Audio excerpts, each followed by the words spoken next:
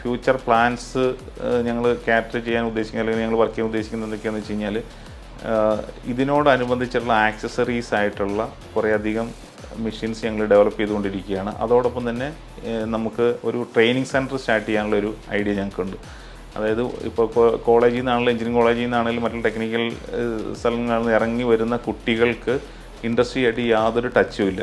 അപ്പോൾ നമ്മളൊരു training centre start ചെയ്യുകയും അവരുടെ ലൈവ് ഇൻഡസ്ട്രിയൽ ട്രെയിനിങ് തന്നെ ആയിരിക്കും. അപ്പോൾ നമ്മുടെ ഫാക്ടറിക്കുള്ളിൽ തന്നെ ആയിരിക്കും അവർക്ക് ട്രെയിനിങ് കൊടുക്കുന്നത്. ഒരു അപ്രന്റീസ്ഷിപ്പ് എന്ന് പറയുന്നതിൽ ഉപരി ഒരു ട്രെയിനിങ് തന്നെ ആയിരിക്കും അത്. അപ്പോൾ ആ ട്രെയിനിങ് കഴിഞ്ഞ് കഴിഞ്ഞാൽ ഈ കുട്ടികൾ നേരിട്ട് മറ്റുള്ള കമ്പനികളിൽ ജോലി ചെയ്യാൻ പ്രാപ്തരായി മാറ്റുന്ന ഒരു ട്രെയിനിങ് സെൻറ്റർ ഞങ്ങൾ സ്റ്റാർട്ട് ചെയ്യാൻ പ്ലാൻ ചെയ്തിട്ടുണ്ട്.